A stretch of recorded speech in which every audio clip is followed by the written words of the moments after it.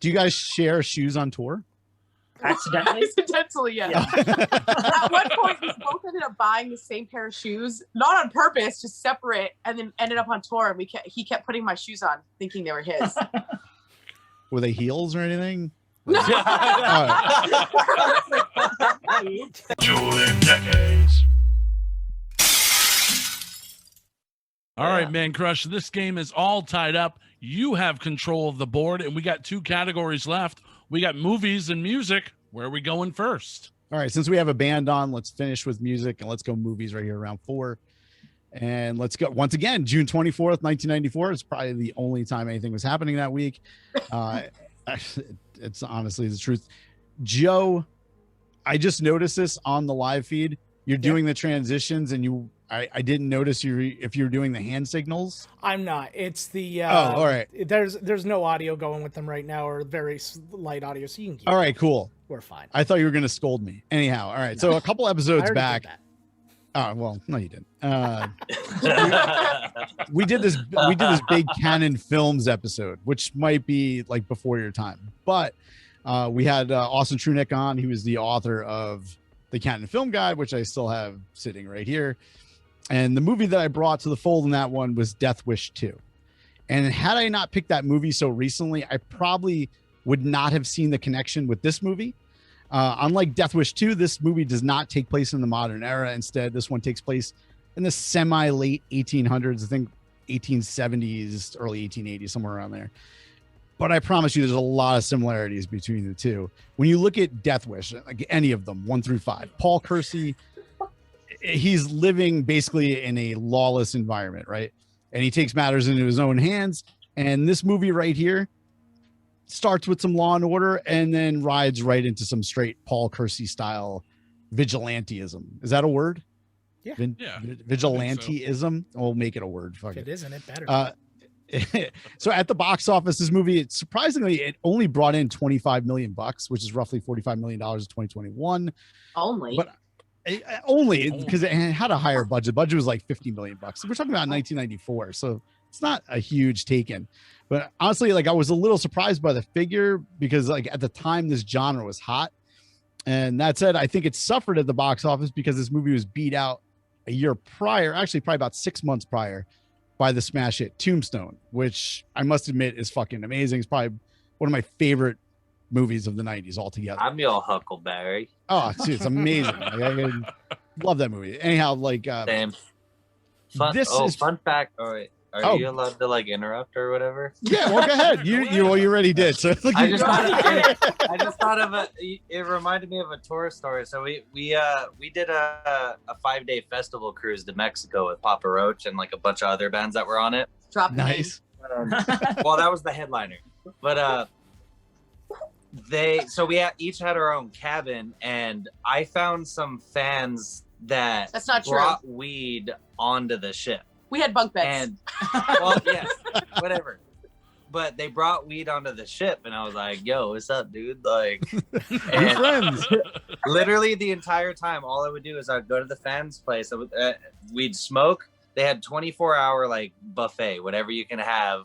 Would go grab that, go to the bottom of my or not the bottom of the ship where the rooms were, and they had Tombstone running nonstop. Like once the movie was over, it started over and again. So like I ordered countless of chocolate milks, had the food high as shit. Instead of going out and enjoying the ship and shit, I sat in the room, literally eating, watching Tombstone. But that's amazing. And to tie that together, I saw Papa Roach at Ozfest. I think it was 2001, and they started a riot. And Sharon Osbourne, there was like mud being tossed. Like they had just sodded the field. I think we were at PNC, and they had just sodded the field, and everyone was ripping up the new sod and tossing it on the stage because they told them to.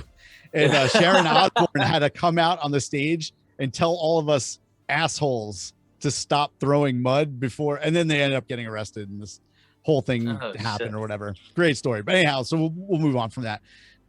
Thanks for sharing. But that's probably the reason this movie didn't do well, though, is because that came out like 6 months beforehand, and that movie killed. And if you didn't know this is interesting though. Kevin Costner, of course, the movie I'm talking about is Wyatt Earp. And Kevin Costner was actually supposed to be in Tombstone. And he decided that they just weren't focusing enough on Wyatt Earp. So he left the project and then started this project. And, you know, they did Wyatt Earp instead. So getting back to what I was saying earlier about Death Wish. I mean, sure, like Wyatt Earp, he's a lawman, but he ignored all the rules. Once his younger brother, Morgan, you're familiar with Tombstone. So same story, right? His younger brother Morgan gets killed in front of him while they're playing pool, and then his older brother Virgil gets ambushed and maimed. He loses function of his arm. So right after that, like Wyatt, Doc Holliday, his other brothers, and a couple other dudes, they go on what they call the Vendetta ride, and it doesn't get any more vigilante than this. They literally just rode around the territory and just gunning down any cowboys that had anything to do with his brothers in Tombstone. So he kills Frank Stillwell, Indian Charlie, Johnny Barnes. Then he basically obliterated Curly Bill's body, who's in Tombstone, but I think his death is a little bit different in that one. Completely blasts this dude. And just like Paul Kersey, Wyatt Earp is wanted by the law after all this stuff is said and done. And then he gets arrested and they let him off. So I give you the original Paul Kersey. It's Wyatt Earp, June 24th, 1994. Okay. Sorry, Mickey had to borrow my shoes. It happens. Yeah, weird stuff. What size are your He shoes? has small feet. I don't have big I was feet. like, The other way. all right. Actually, I think, fun fact, everyone has small feet. Yeah, we all have small. Actually, No, Josh doesn't. Josh Does has he? normal feet. Does he Okay, have this is a- totally irrelevant. Okay, Wait, go- what is a normal shoe size? Well, Well, they make fun of me and call me Littlefoot because I'm 6'2" and his feet I are- have 9.5. So they call me Littlefoot all the time. I wear Makes a men's sense. 7. He wears a men's 7. I wear men's 8. Do you guys share shoes on tour? Accidentally? Accidentally, yeah. At one point, we both ended up buying the same pair of shoes, not on purpose, just separate, and then ended up on tour. And he kept putting my shoes on, thinking they were his. Were they heels or anything? No. I had to ask. I'm sure people are curious. How did these get on Beer at Back?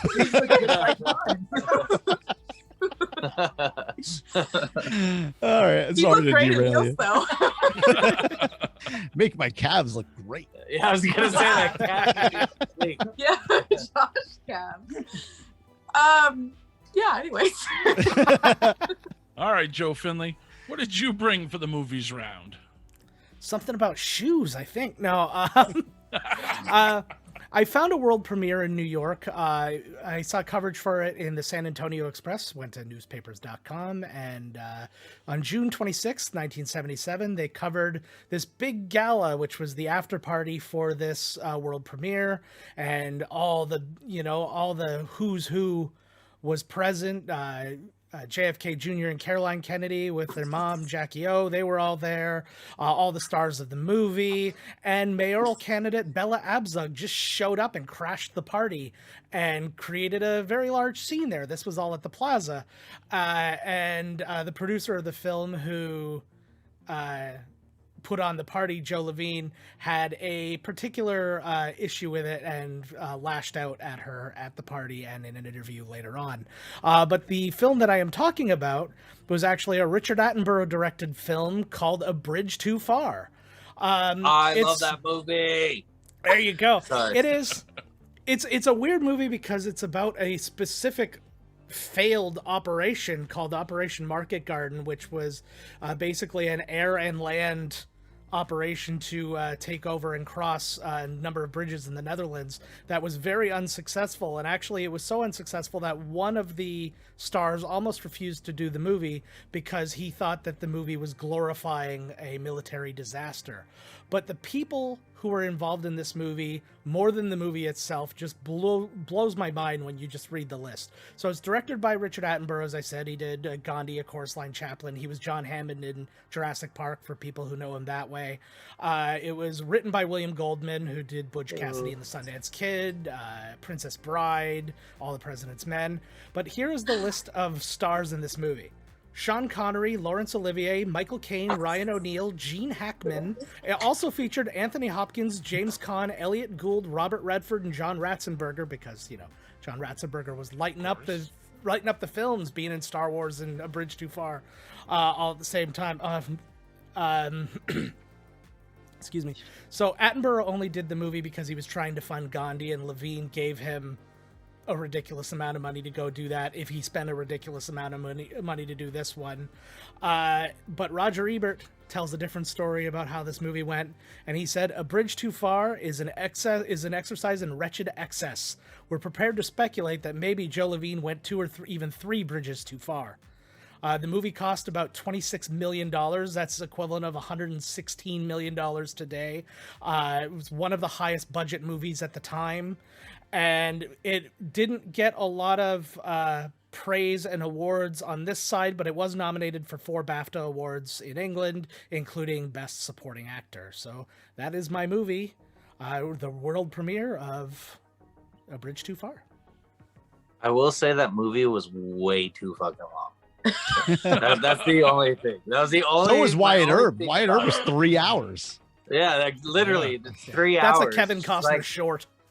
Yeah, it is, seriously. It's like you got 2 hours in me for, and after that, it's that's whatever. Like I hear you. I'm on the same page. Hour and a half.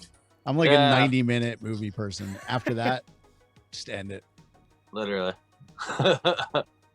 All right. Strike me by lightning or something. Again. Yeah. You're funny, Jim. Me and Mickey came up with a nickname for Josh and Sam mixed together, and it's Jim. But Josh isn't It's here. like if we fusion together, like Dragon Ball. Jim. All right. So for my movie selection, let's go to the pages of the Los Angeles Times, June 29th, 1989, where I found a sneak preview of a film that was partially based on a low-budget Hindi film and was originally set to star Corey Haim and Corey Feldman. And it was directed by the same guy who gave us First Blood, North Dallas 40, and Uncommon Valor. So the almost full-page ad for the sneak preview reads, "Free screening tonight, 8 p.m.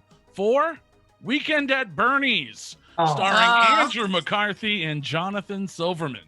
A one-time only free screening tonight. First come, first served. Regular engagement starts July 5th. I did find the review for Weekend at Bernie's during my week.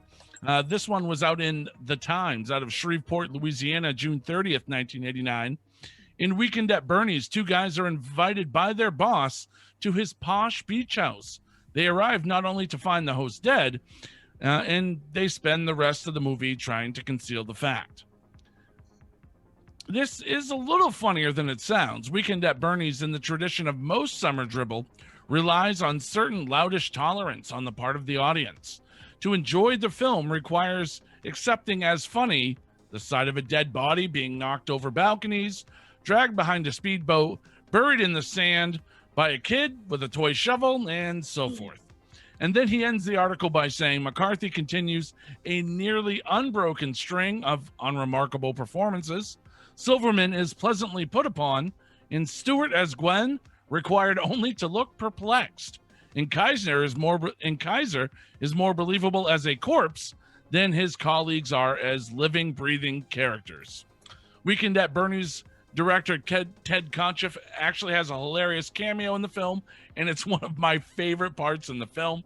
It's when Jonathan Silverman's on the couch with Gwen, and they're making out, and then his dad comes out in his underwear, and he's like, "Oh, that'll be all, Monroe. Why don't you lay my blue suit out?" And he's like, "Why don't I lay you out?" That's the director of the film playing his dad. Great cameo.